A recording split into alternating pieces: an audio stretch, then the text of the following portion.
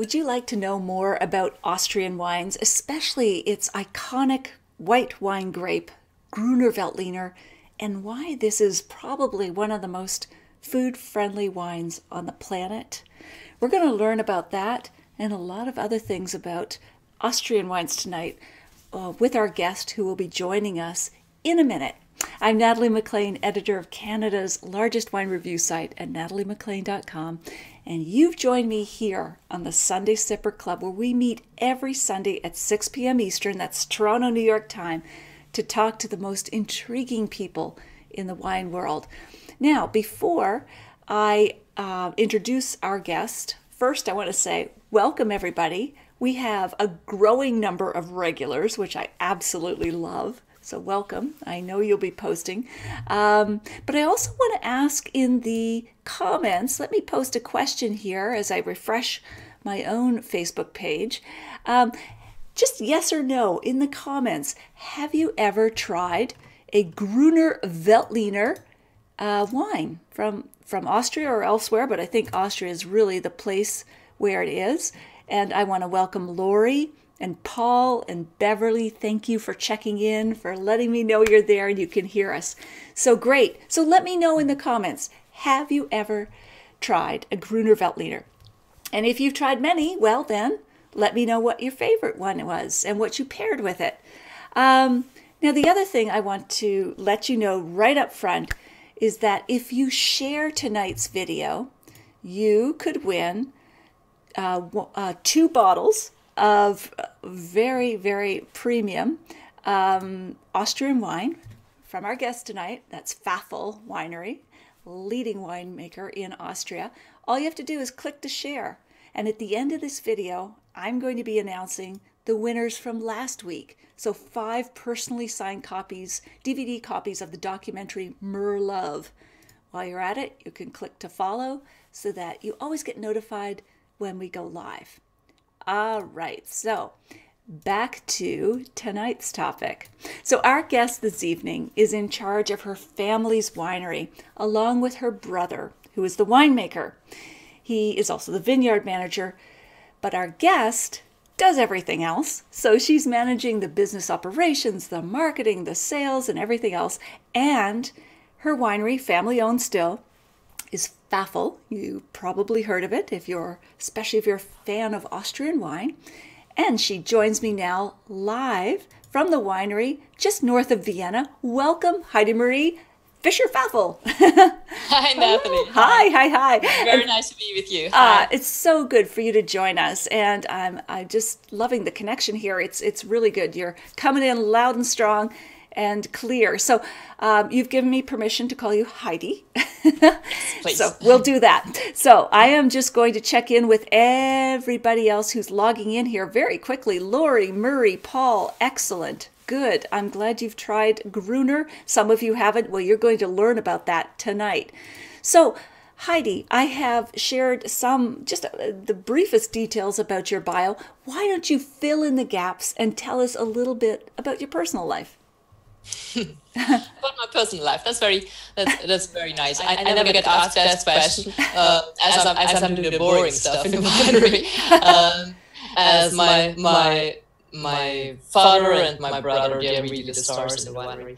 Of course, now my brother, he's the winemaker and also taking care of the vineyards. Although he still has help in the vineyards from my father.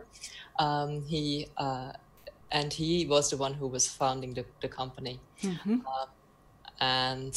Yes, we're a family winery, as you say. My mom is also helping. Of course, she's taking care of the winery as it looks, of the guests when they come, and also of my kids, where I'm very grateful. We're doing 110 hectares of vineyards. Okay. Quite close to Vienna. So we also have vineyards in Vienna as we are so close. And the other ones, they are spread in roughly 10 different villages. So we have quite many different kinds of soils and different kind of microclimates. And that's why we have quite a big portfolio of different wines. The most important grape variety is, of course, the Gruner Veltliner. Gruner Veltliner, and we are going to dive right into that. I'm going to welcome JP D'Entremont. Hello, JP. He's logging in from Alberta or wherever you're traveling on business tonight, JP. Fred Clift, he has not tried Austrian wines and he's from Colorado. Well, Fred, we are going to change your life tonight because you're going to be trying Austrian wines. You're going to get very thirsty. Lori Kilmartin, nice to hear you are a close family and everyone helps out. Yeah, I love when we interview family-owned and run wineries, and it's fantastic that you and your brother Roman, Heidi, are now the second generation to run the winery. I guess your winery was established in 1978. Is that correct? Yes, that's correct. Well, established. My parents married in 1978, and okay. They took over a farm from their parents. Yes.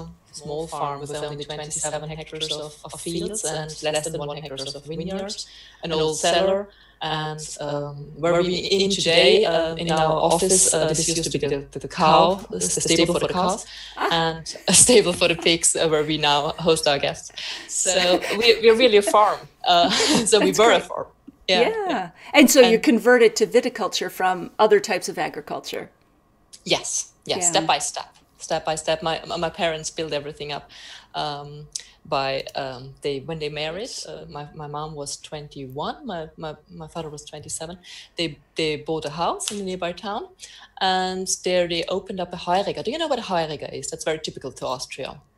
Okay, great. That's a kind of restaurant where the winemakers sell their wines. And when you come to Austria, you definitely have to go to a Heuriger where you can really drink good wines at a very good price, at a nice price, and with farmers' food.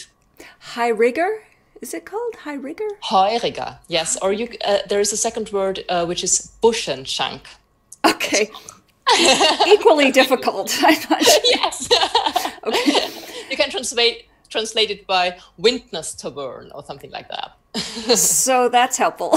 Just kidding. Yeah. It's just my North American dialect. It's me, not you. So Heidi Marie, I know your brother is the winemaker, vineyard manager. Winemaking's in the family, but was there a moment when you realized, I actually do want to be in the wine industry as opposed to going off and doing something else in the world? Oh yes. Yeah? Oh yes, definitely there was. Yes. The thing was that when I was in school, just in high school, when I came home after school in the afternoons, my father always had something to do for me, because he was at the moment building up his first export market, and he didn't learn English in school. He's a real visionary in what he do, and always is one step ahead. Mm-hmm. But unfortunately, he had no English in school. So. So what I had to do, coming home from high school, he had some wine buyers from somewhere that he got at fairs or somewhere, and I had to call them. And it was really, really hard because I had no idea how to talk to wine buyers, and I had no idea about English. So a little bit of school English, but not a lot. So that was really hard at the beginning. But step by step, I got into it, and he sent me to London and other states, to other cities to wine tastings. Mm-hmm. I did it already with 15 and 16 years old, and it was really nice, and so I came into it. When you were just 15 and 16 years yes. old? Oh wow. Yes. Wow. What an introduction. That's fantastic. And so now, we're really familiar with Austria. Well, we know Austria is a great wine producer, and we know it's a cool climate. It's northern European. But what don't we know about Austrian wine that might surprise us? Well, of course, I don't know how much you know, but what I think is really very interesting at the moment is that we at the moment have a big group of young and very enthusiastic winemakers that want to produce real high quality. And I also say that we have a big audience of consumers also here in Austria that appreciate what we are doing, and that's giving an energy to the whole scenery that I really enjoy. Excellent.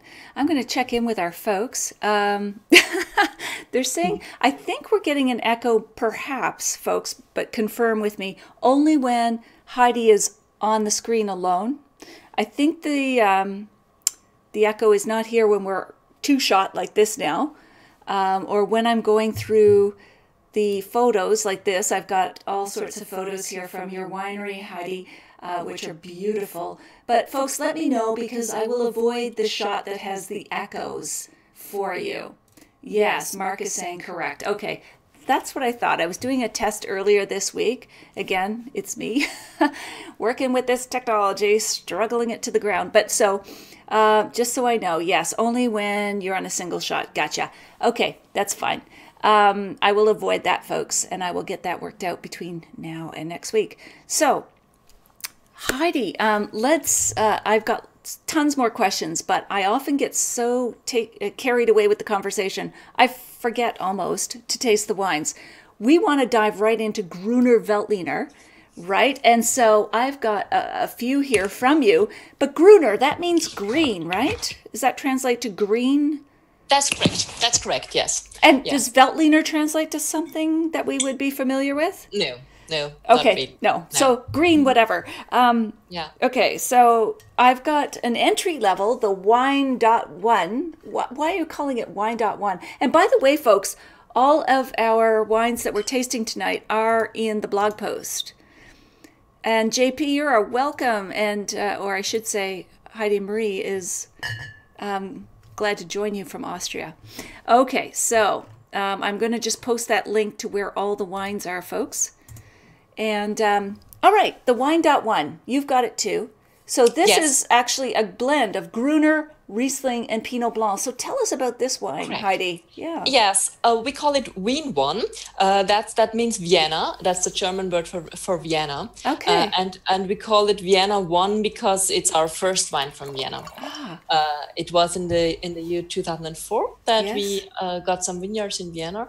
And we were very proud. It's quite rare and unique to get vineyards in Vienna, although it is the biggest wine producing main city that in the world, I think. Yeah. Okay. But still, the vineyards are of course quite rare. And what we wanted to do here is to make a real typical wine from Vienna, which should be spritzy, lively, and refreshing. It's beautiful. It's so crisp. It's so lively. I love the acidity. People, we should not be afraid of acidity. That's what makes wine come alive. That's true. Absolutely. It's so good. So, I don't know what... you say V and W are sort of, for us, our Anglo tongue. Wine, W-I-E-N, is Wein. And that means Vienna? That means Vienna. Yes, it looks like wine. Yes, but it's not. It's when we would write wine in German, we would make the E first and the I afterwards. Oh, okay, so it is different. Yeah. So Vienna just doesn't mean wine city or something. No. Okay. Just checking, but I still want to visit. Sure. Yeah. Okay. And Lori is asking, is Gruner Veltliner always made with stainless steel, no oak? Is that? No. Oh. For example, we have 5 different single vineyard Gruners, and we have them from stainless steel until matured in acacia wood, for example. Okay. But we also have some oaked Gruner Veltliner. Okay. I never knew that Gruner could have oak on it, but that's interesting. Okay, so Rick is hey Rick, he's logging in from Los Gatos, California. Excellent. Gruner, that's very nice. Yes, absolutely. Beverly, I hope you're getting our reception back, because I think we're still going well. Always, as always, let me know if there's any problems here, folks. I'm avoiding that one shot. Okay, so Murray is asking, what is the price range of all of these wines here? I know we've got 6 here to taste, but I think I might just offer that I believe your agent told us they're around between $19 and $24, so very affordable, I think. In Canadian dollars, that's kind of where they're coming in at price point wise. Is that about right? That's possible. I Oh, don't that's okay. know exactly, but I think yes. That's Yeah, what he told me. So and I'm sure that's true. yes, yes. And I think, we don't know a lot about Gruner Veltliner, at least here in Canada, maybe North America, because it's one of those wines that's hard to say. It's not one of the ones that has been around a long time, like we're familiar with California Cabernet and so on. But it offers just so much drinking pleasure and food versatility. Now, you were talking about why Gruner Veltliner goes with so many food matches, Heidi. Is it white pepper you were saying, or black pepper is that note that's in Gruner often? Well, I think people find both notes. For me, Okay. it's easier to reckon the black pepper, but I have often Okay. heard about white, so I'm fine with both. Well, yes, I think that Gruner goes really well with many different kind of foods. But also because Gruner is can be so versatile, you can have a Gruner that's lively and fresh, but you also can find quite rich and full-bodied Gruners that always remind that somehow reminds you of Chardonnay. We often have tastings of old Gruner Veltliners Yes. in comparison to old Burgundy wines, and it's often hard to find the difference. So they It age well. They they would, age because they've really got the well. acidity, which is one of the aging elements. Yeah, I would think. Yes, but also because not all of them are the same. You have some very full-bodied, rich ones that age really well, the reserve styles. But you also have these easy drinking, lively, fresh Gruners. They are really made for be drunken young. Oh, wow. And so Fred Clift is asking, which sells better in Austria, wine or beer? He's asking wine or beer. I thought he was going to differentiate between the different Gruners, but he wants to know what still sells best in Austria itself, wine or beer. Wine or beer? Yeah. I think it's well. Now I'm on the bad side because you can Google that. I don't know, but I think it's fine. I mean, we are here at the wine region, but in the more mountainous areas there is probably the beer stronger. So I don't Sure. know what's the match at the end. Okay, Fred. Well, we're all concerned about wine tonight, but it's funny because in the northern regions, including Canada, they were traditionally beer producing, beer drinking countries. So Germany, Austria, Canada, all along that, Scotland, all along that northern border, I guess Scotland was whiskey, were all beer and spirits. But in the last 5 to 10 years, there's been such a revolution, an explosion of wine drinking and wine producing. It's pretty interesting. I want to welcome Olivier de Maisonneuve from Montreal. Hello, you too. Well, hello, Olivier. Is there a special, let me expand my screen here. The comments are going so quick. Is there a special type of Gruner you go for? Are some more green apple accented and some have more of the pepper spicy character? I just joined, so I hope you haven't mentioned that. No, we haven't covered that, Olivier. So, Heidi, do you find that some Gruners are more of that green apple, whereas others lean more to the pepper spice character? Definitely, Okay. definitely, yes. You can, as I said, you can have a big variety, sorry, of Yeah. different Gruners. From this very peppery, spicy, which are my favorite to be honest, but also the green apple is a point from the very fresh Gruners, and then you can have this soft and round Gruner Veltliners that have always at the end also this peppery spice, Wow. which I think make them very drinkable and very good, well going with food. And why do you like the pepper spice? I'm drawn to it too. Is it because it's exotic or just so different from everything else? Is that why you like it? Well, I think it makes it. I think it makes it somehow interesting. Yeah. You want to get another sip. You don't get fed up No, of the wines. that's Really, true. they make it really drinkable. They are not so. How should I say? They don't spring out of the glass. They're Yeah. not so extremely fruity or something like that. But with this peppery spice, you just said, well. give me another glass. And that's They're just drinkable. Absolutely. Yeah. That's the best thing a wine can say. Yeah. So JP says, I've not heard of your winery. Any plans for building up your brand in Canada? Now, so your agent, of course, will know more about this, Heidi, but I know you come out occasionally through vintages in the LCBO. JP is in Alberta, and but I'm sure you have some distribution throughout Canada. And hopefully, are you expanding in Canada? Do you have plans that way? Yes. We hope to get into Quebec soon. We hope to get into Ontario on a stronger basis. So we're steadily working on that. Of course, that's not something that comes from that comes so quickly. With monopoly states, it's always quite difficult to make the first steps, but I think we will make it. Yes, always a challenge with the monopolies. Yeah. Understatement of the year. So hello, Miss Lees. I'm glad you're joining us from Northern Ontario. And Lori, what is your favorite food pairing for Gruner, Heidi? That's very easy. Okay. We really like to eat it with the traditional Austrian cuisine, which is a Viennese schnitzel. Okay. Do you know what a schnitzel is? Why don't you explain for me and everyone else who may not be as familiar with a schnitzel? Schnitzel, that's a slice of meat. The traditional Viennese schnitzel is made of veal, and then you fry it. So you give it a panade first. Give it into wheat, and then into egg, and then into crumbled. How do you say it in English? Yeah, like breadcrumbs or something? Breadcrumbs, I'm sorry. Yes, the veal. Yes. The veal is going through that, yes. But yes, and then you bake it. And you can also do pork, right?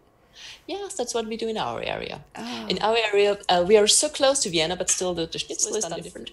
We do it with pork, with salted pork, so it's red meat. Huh. It's a little bit more spicy. And so we've got this spicy red meat going with this zesty white wine that often doesn't have oak on it. How does that work? I think that works wonderful. And we always have a potato salad with it. And our potato salad is always a little bit sweet in our area. How's it sweet? What's giving it the sweetness? We add sugar. To the sauce. That would do it. But, yes. There are many regions that do it that don't do it in Austria. It's just our region that gives some sugar to it, and of course vinegar. And yes, I think that really fits well with Gruner, but it's really difficult for me to explain, particularly in English. I hope that you come to Austria and try it once. Yes, we should that's the best way to learn about anything. Go to where the wines are made. Rick Delderis is saying, first Olivier says he loves Wiener Schnitzel. And Lee says, delicious. Patty and Paul, haven't heard of your brand locally in Virginia yet. I think they're on the hunt. But Rick is asking, what cheese goes best with Gruner Veltliner? What cheeses would you recommend for this wine, Heidi? That's difficult. That's really difficult. Is it? So yes, I think so. I've never thought about the cheeses and Veltliner, to be honest. Okay. I would think creamy. I'm wrong. Sorry. Okay. I just recall. I had this tune, but how do I translate it in English? We call it Bergkäse, which is a cheese from the Austrian mountains. Okay. Vorarlberg is the region. It was 18 months ripened, and I had it with 2004 Gruner Veltliner this June, and it was just delicious. Oh, yeah.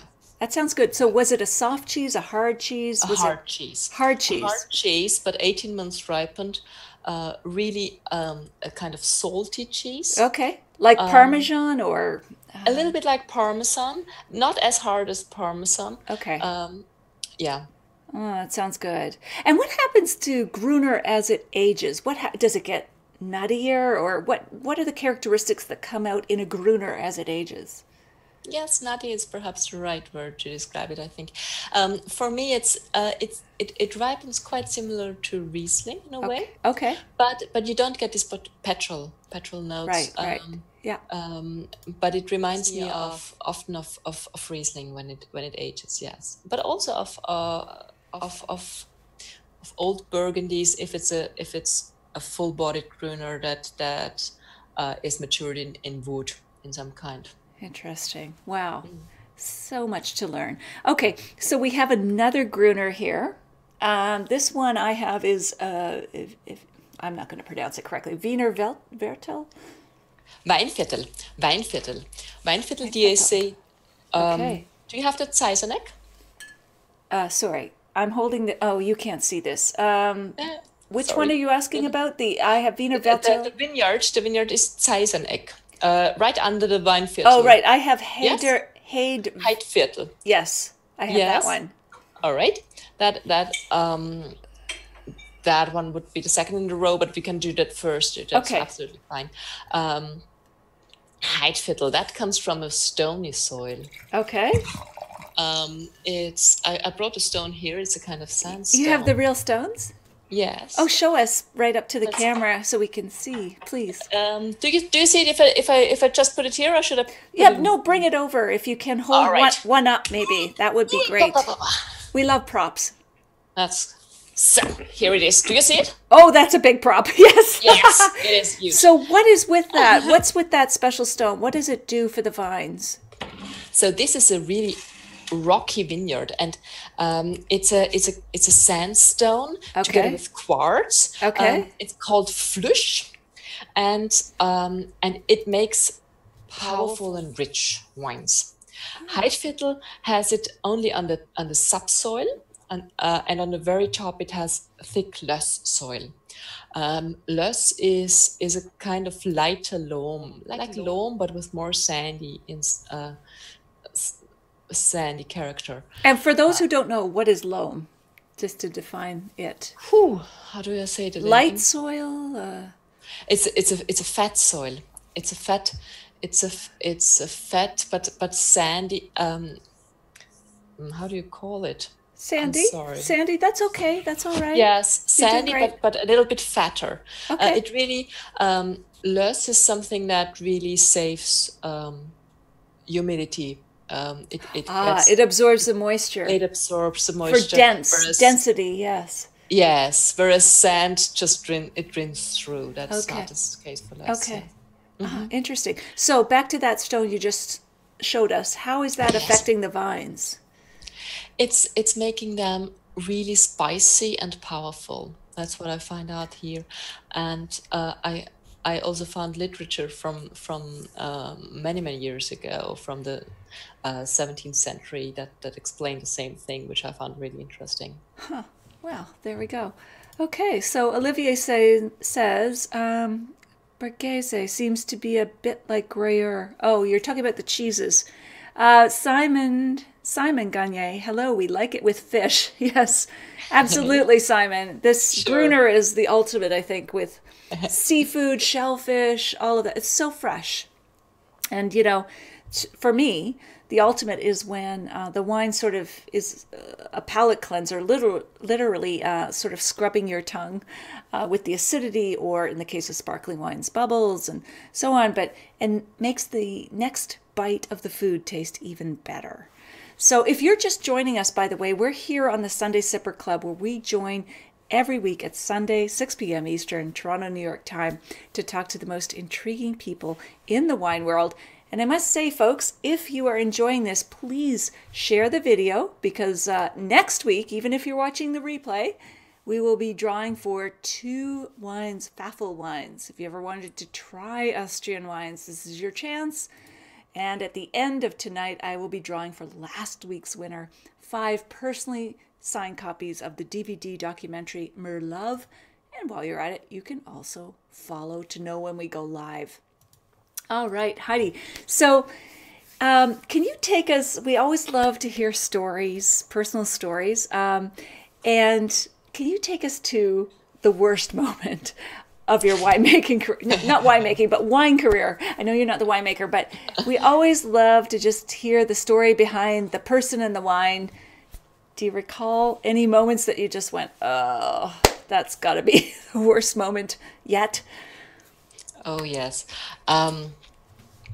that's difficult. I mean, not really. I can't recall anything of the recent past, but um, I go back to when my parents started again. I was somehow around 20 years old or so. Okay. I was starting to go with my boyfriend, and my sister was so with hers, and my father was bringing the glass bottles from the washing, and he called us because he had an accident with his truck, and all the glass bottles were on the floor in the middle of the street where our boyfriends were living, and so we had to go there with everything we needed to get that off the street, and it was so blameful. We really it was a mess. It was a mess. Very blameful. We're staying and hooping, and so that must have been mortifying as a young person. So. Absolutely. So didn't like it. Let's take it to a happy story. What is the? Yes. I always ask the worst, then the best.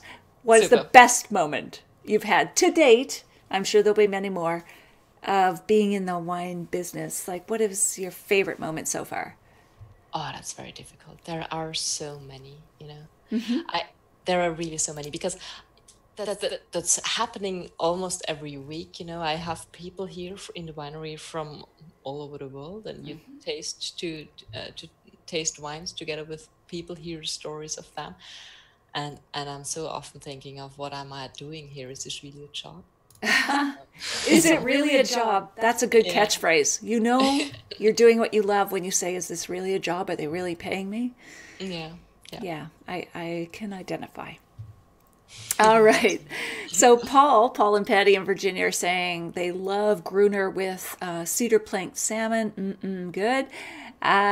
Lori is asking, are all of the wines tonight unoaked? Let me come back to that. But Murray, just before you slip off, great knowledge tonight. Love it. Murray, I'm so glad. Murray, you're going to want to hang on till the end, too, when I announce the winners. But back to Lori's question. Are all 6 wines tonight unoaked? Heidi. I have to say yes. These are the fresher wines in our portfolio. Yes. We also have some oaked wines. The Zweigelt and the St. Laurent, the 2 red ones, they have seen oak, but only old oak. So you don't really neutral. And why do why do winemakers age in old oak? If they're not wanting the oak character, what's happening with the wine if you're almost in a neutral barrel? What are you trying to achieve? It's still such a difference. Yeah. You have the wine breathing, you know. If you just put it in a stainless steel, you can achieve a great fresh fruit. But when you have it in an old barrel, you have it breathing, so it gets a little bit rounder. It gets more full bodied, if it has the body, of course. But sure, it gets a bit more harmonious for these red wines, I think. Yes. Very interesting. Excellent. Lori's got a great question. Would you, Heidi, encourage your children to get into the wine business? Oh yes. Yes. I wouldn't ask them that they have to do it, you know. Sure. But I try to show them how nice it is and how beautiful. Oh, I'm just showing some pictures of your family in the kitchen. But just before we went to that shot, which I know you can't see, Heidi, but it was in the cellar, and you've got some sort of fountain, and I think you call it the wine spa? Yeah, that's what I wrote once. Yes, we have this is our barrique hall, where we have these fountains that was my idea to get some humidity into the cellar. So it's a spa for wine barrels, so you've got this fountain going on. It's beautiful. Yeah. But it also, and what does humidity do? It seeps into the barrels and results in less evaporation? You need humidity in each barrique hole in each hole where you have the wooden casks, because they would get dried too quickly, and you would with that you lose a lot of wine. The wine dries, so you need humidity, and that's also what you have in these old wine cellars. But as this is quite a new big wine hole, we get the humidity in with this wine fountains. Or the angels would be getting drunk. So we call the 2%. Oh, yes, that's very nice. Drunk angels, I'm sure, would still be a beautiful thing, but let me just define what I mean by that. I know it. Yes, I know you know. So the 2% or whatever evaporates naturally from oak barrels. Winemakers have traditionally called the angel's share. So we lose to evaporation and the angels get to enjoy. But I don't think, everybody should be reined in, including the angels. So it's a nice phrase. I didn't know that phrase. Oh, you didn't know that one? No, okay. I didn't know the phrase. The angel's share, yeah. Oh, okay. Yep. Rick Delderis says, what kind of oak barrels do you use, Heidi? French oak. French oak. So, but that's for the oak. That's for in these French oak barrels, we now mature Chardonnay, Cabernet Sauvignon, Merlot, Pinot Noir, Zweigelt, and St. Laurent. We also used it for Gruner Veltliner in the past, and we found out that it is very well for Gruner, but you have to age Gruner when you put it into oak. They are great when you drink them with some years. Okay. We now stepped back from that because many people just like drinking Gruner a little bit younger, and now we go to the kind of oak to the kind of wood that is traditional in our area, and that's not oak but acacia. So we now use 2,000-liter acacia casks for our Gruners. So that's a tree you're using. Yes, that's just another tree, not oak, but acacia. Okay. And the wine gets from this kind of wood, not this really oaky character that you know from barrique. Sure. It just gets a honey touch of honey. Oh, I love that. Honey touch. Yeah, absolutely. Yeah. Very nice. Okay. And that's for the got it. Excellent. So I do want to, I think we've looked at both of these. You have another Gruner there? Yes. I'm just sorting my bottles on my table here. And so tell us about this other Gruner that you have. Zeiseneck. Weinviertel DSC Zeiseneck. Zeiseneck comes from a vineyard where we have fossil oysters underneath. It is growing on the biggest fossil oyster reef in the world. So fossil oysters would result in limestone, is that right? Or not? Yes. We have less on top, but underneath we have this fossil oysters. You can. Oh, you can put it close to the camera, and then we can see better. There you go. Is that limestone there, or what is that? No, that's a fossil oyster. That's a real oyster. Oyster. Okay. Yes, 17 million year old oyster. My goodness. And we have a huge reef here. You can see another one right here, perhaps. That is so cool. I thought those converted into limestone. Any ancient fossils from sea creatures went into, but not necessarily. That's not limestone. That's just the fossil itself. Okay. We just found it in the vineyards, and we wow. You just have to get the mud off, and then you have it right here. And there is a museum here in Stettin where you can also look at this. Isn't that cool? You've got ancient history in the vineyards. Yes. How do you think that affects the vines? It's interesting that from this vineyard we always get the most elegant Gruner, fresh and lively, and yes, very, very elegant, as we cannot achieve it anywhere else. And also this vineyard is quite close to a forest, so the difference between day and night is quite big. It's quite hot during the day, quite cool during the night, and that also keeps the acidity a little bit fresher. Yes, it's our freshest, liveliest Gruner. Huh. Wow. So interesting. So JP asks, I noticed on Google Maps that your winery is situated north of the Danube River. Are there significant differences in wines north versus south of the valley? Good question, JP. Yes and no. When you may I show you the map? Yes, please. Bit? Nice and close. There you go. Yep, gotcha. Yeah. So when we're here in the Weinviertel hold it area. Up a little bit. Yeah, gotcha. We're here in the Weinviertel area. Okay. And here you get mainly Gruner Veltliner, the fresh and lively Gruners. And when you go, the Danube goes somehow like this here. Okay. When you go more south, there you find there's Burgenland. There you can find great red wines, and you also can find those warmer. Great sweet wines that we have in Austria. Okay. Yeah. So, but around the Danube area, really, you find the Gruners. Huh.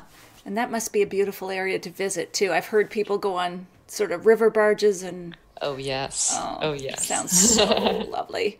Wow. Rick asks, do you ever use cement vats for your wines? Pardon, I didn't understand. Sure, no problem. Rick asks, do you ever use cement vats? Vats? Oh, I know what you mean now. Okay. No, we only have stainless steel in our cellar, and the acacia wood and the barricks. And is there any reason why you don't use the vats versus stainless steel? I just think that we are quite content with the stainless steel, and the cement vats. I personally don't think that this is has the same freshness. Yeah. Well, yes, it's. I don't think that it's something that we need to step into. Sure. Yeah, you're quite content with the stainless. Gotcha. Good. Yeah. Yeah, absolutely. Floyd Curtis, while he was living in Prague, I had many Czech Gruner Veltliners. Is there a big difference between Austrian and Czech Gruner Veltliners? Interesting. Yeah, that's also very interesting. I didn't have too many Czech Gruner Veltliners, to be honest, so I can't tell you too much about this. Sure. I can just say that that Gruner has been very, very trendy in Austria in the last 30 years, 20 years. And so we have a big wine scene here from very, very different Gruners. So as I said, these fresh and lively examples that we are also tasting today is only a very tiny bit of Gruner, of the big Gruner theme in Austria. Yeah, and why is it sort of Gruner Veltliner became the darling of sommeliers? So I remember going back, especially when I was in New York 10 years ago, it was so trendy and still is. The world catches up with New York sommeliers, I'm sure. But they absolutely love Gruner Veltliner. It's like, I don't know what to have with this. And they would say, may I show you a Austrian Gruner Veltliner? How did it catch on fire with sommeliers first, those key frontline influencers? Well, I think that's just because it's so good with food, and it's also, of course, something that that's not so common already. So you can impress your clients a bit, and also because I think you can really find great wines here that you can really surprise your clients with. Absolutely. Yeah. Good. But all this is, of course, still quite new. When my father started with the winemaking in the 80s, it was not sure that Gruner Veltliner would be the most important grape variety from Austria. The winemakers didn't know where to go. They tried a lot with international grape varieties until at the end Gruner Veltliner won the match at the end. Interesting. And what would be the iconic, speaking of red wines, we've got 3 reds here. So what would be considered the sort of red wine equivalent to Gruner? What's the leading red wine in Austria? That's Zweigelt. Zweigelt is the most widespread, and like the Gruner, it is quite a spicy red wine. You have this pepperiness in there, but you also have freshness in there, a kind of cherry fruit. It's a very how do you say? It's a very rubin red. Yeah, ruby red. Yeah, absolutely. Yes, Cherry yes, berry, but still with that yes. bite, nice bite of acidity. So I've just, do you have it there with you, Heidi? Yes, Yes? yes. So we'll taste this one next. And again, Cool. folks, all of these wines, I'll post this again, are in the blog post, all of the wines we're tasting tonight. So I'm going to just see if I can copy this into the discussions. I've posted all of the wines. So here is this Zweitgalt.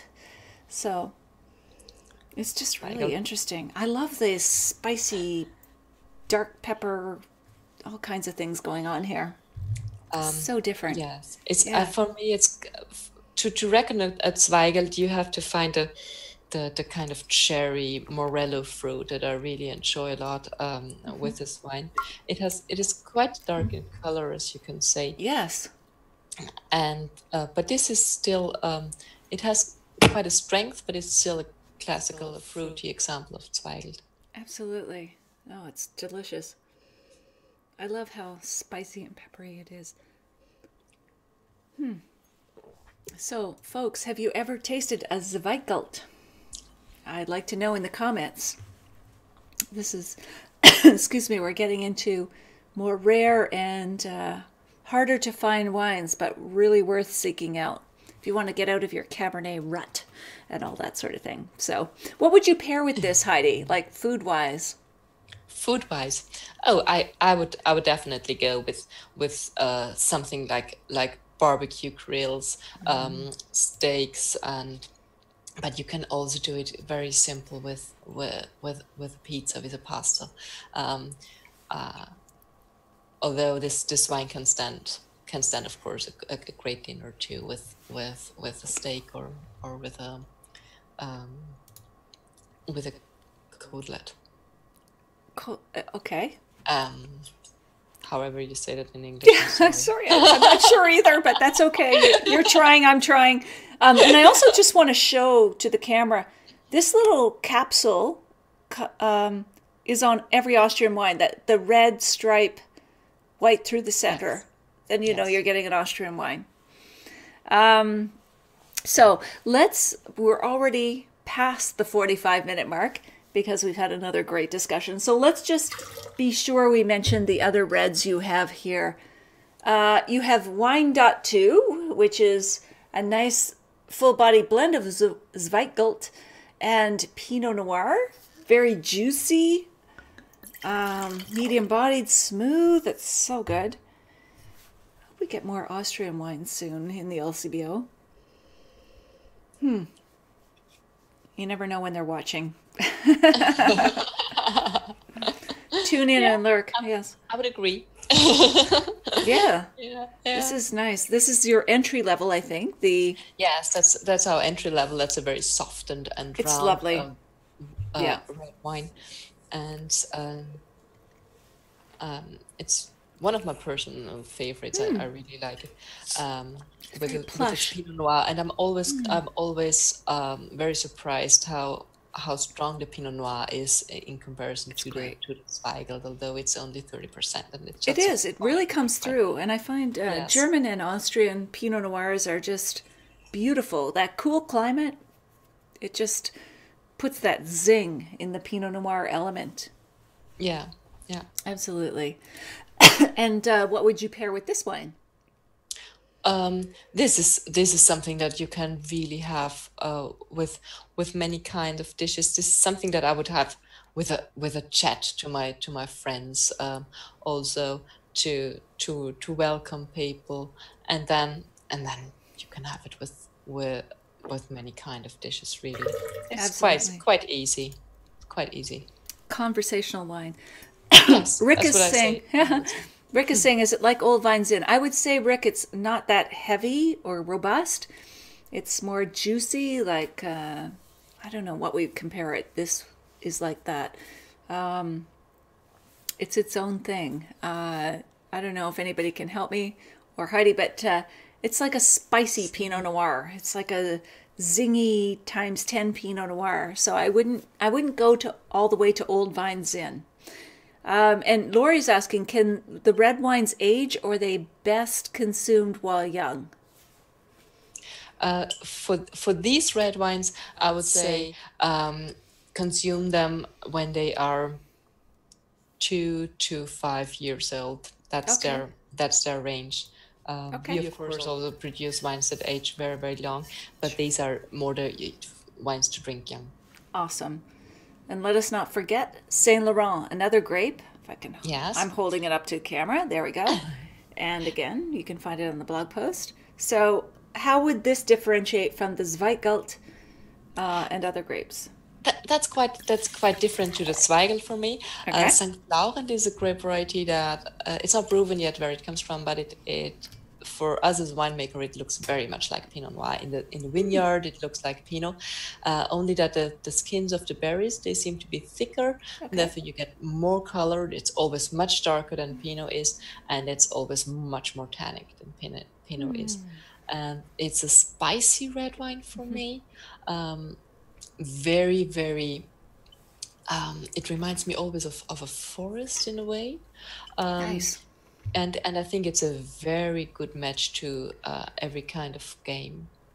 A very good Perfect game. Yeah, absolutely. That's a great match. Oh my goodness, this is fantastic. So, Heidi, we've covered a lot, and yet I feel like I've only gotten through 6 of my 28 questions. So, is there anything we haven't covered that you would like to highlight now? Is there anything we've left out that you would like to say? Oh, that's difficult. I don't think that we have left out too much. I'm sorry, but I don't know too much. No, that's okay. It's zipped by like it usually does, and I've just, I'm still at the top of my list of questions, which is always a good thing. It's been a great conversation. Let me there's people piling in here at the last minute. Fred, okay, so Monique says, hello, question for Heidi. Can you talk about the differences and similarities between Pinot Noir and Zweigelt? That's a good question. Pinot Noir and Zweigelt. For me, Pinot Noir is a little bit more fine, always lighter than Zweigelt. Zweigelt is always a little bit darker in the color. Pinot, for me, goes a little bit more into the... that's too much, but... Sorry, that's my English now. Into the orange version of a red wine, whereas Zweigelt goes more into the pink, violet, ruby. Yeah. In terms of color. Yes. And then in terms of taste, the Zweigelt is definitely more on the cherry side, on the Morello side, whereas the Pinot for me is more in direction to strawberries and fine berries. So I think that they are quite different, but quite similar to use. You can also cool the Zweigelt a little bit if you like that, although that's not common in Austria, but I often hear that that's what people like to do, and drink it as a summer wine. Interesting. And Lise asks if Gruner will go with her homemade wontons, and I'll just answer that, yes. Yes, it will. Can't wait to get... Oh, Olivier says, can't wait to get your portfolio in Quebec. Thank you. He's a sommelier and is looking forward to having more wines there. Will Riesling pair well with skiing down the Austrian slopes? Yes, Fred, it will. I can answer some of these. You get that quicker. Some things I just know. Mark Lay, responding to your poll. No, I've not tried Gruner yet. Most certainly will after this. Heidi Marie has piqued my interest. Good. Excellent. Floyd Curtis says, yes, many varieties. When I lived in Central Europe, I used to drink a lot of Austrian wines and never disappointed. It's funny, but hearing the names of these varietals is like a trip down memory lane. Nice. Yes, great show. Excellent, Floyd. So, Heidi Marie, thank you so much. This has been such a great discussion. I feel like we've just barely got started, so we have to talk again. Where can people find you online or the winery? Maybe you can share the website or where you are on Twitter or anything like that. Yes, you can go on to www.pfaffel.at. And that's So that's our website. P-F-A-F-F-L. Thank you. Yes. Pfaffel. And with the same name, you also can find us at Facebook and at Twitter. Excellent. Winery Pfaffel. This is so good. I really appreciate you spending the time, especially since it was midnight your time when we started. So you have stamina. Thank you. I appreciate that. No, thank you. So we will continue our discussion now, folks. I'm not ending it right now, but I'm going to say goodnight, and you can say goodnight to Heidi Marie Fisher-Pfaffel. So terrific discussion. Thank you so much, Heidi. Thank you, Natalie. Okay. Good night, everybody. Good night. Good night. All right, folks. Let me put it back here. I'm still online because we have prizes to award, so don't go away yet. Wasn't that a great evening? Thank you, Paul. I'm glad you enjoyed it. So I'm going to bring up my other notes about, first of all, what was the most interesting point that you learned tonight? I would love for you to post in the comments below what was the one particular point that you thought was the most interesting in terms of what you learned. Please post it in the comments below. You still can share tonight's video. There's the little diagram of where you share, because I don't announce the winners of tonight, the draw for 2 really lovely Pfaffel wines, until next week. So you have all till next week at 5 p.m. to share this video. And this is what you do. It's great if you share and make some comments, and then also follow so you know when we go live. And that's what I'm going to announce next is our winners from last week. We have actually 5 winners. Murray, I'm glad you thought that was great. Lori, Paul, I'm so glad you're happy.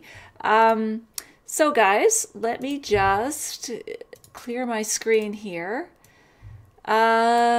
So yes, if you click on follow, subscribe, etc., you'll always know when we go live, so do that. All the wines are posted on the site. Next week, I have to let you know first, we're going to have Madeline Puckett,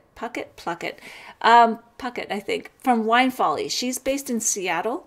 She's had, I think, the one and only wine book to hit the New York Times bestseller list. She is so much fun. And she does these infographics, and she's very visual, and she's a lot of fun. And you're going to want to tune in next week because she is just a riot. Very entertaining. So come back next week. So now we have the five winners from last week's Sunday Sipper Club, because every one of you is going to get a personally signed copy of the documentary DVD Merlot, all about Merlot, from the director and producer Rudolph McLean, who is not a relative, and his spelling of his last name is wrong. So, no, it's just different.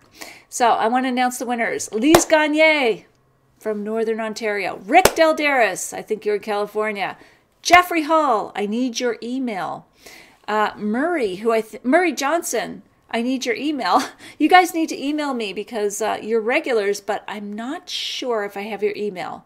So email me at natalie@nataliemclean.com so I can connect you to get you your prize with Rudolph McLean. And Stephen Andrews down in Waterloo, who's often traveling to places we'd rather be. So there you go, guys. So we've got Lise Gagne, Rick Delderis, Jeffrey Hall, Murray Johnson, and Stephen Andrews. All right. Thank you for sharing. So share this video tonight. You could be a winner. It's real. It's happening. And lastly, I invite you to join us.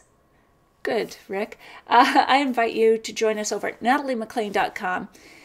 I send out a weekly newsletter with my wine picks and other videos, not these usually, or yeah, actually these are included, but other videos as well. Because my mission in life is to inform, educate, and entertain. Usually the reverse. Entertain first, because if no one's listening, it doesn't matter.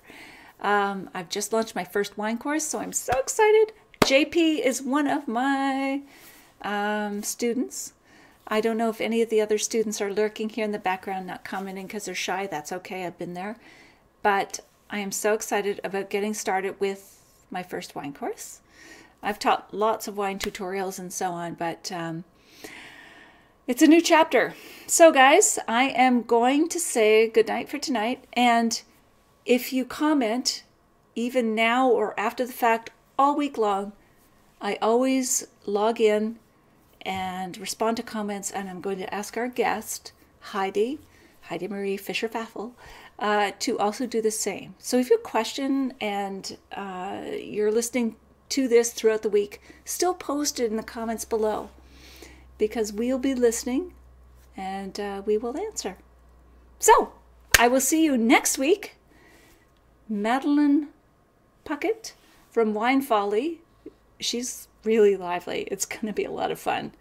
And as always, thank you so much for being here. Thank you for carving out the time and being with me. It means the world to me. I love this. It's a highlight of my week. And I will see you next Sunday, 6 p.m. Eastern, Toronto, New York time. Cheers. Take care.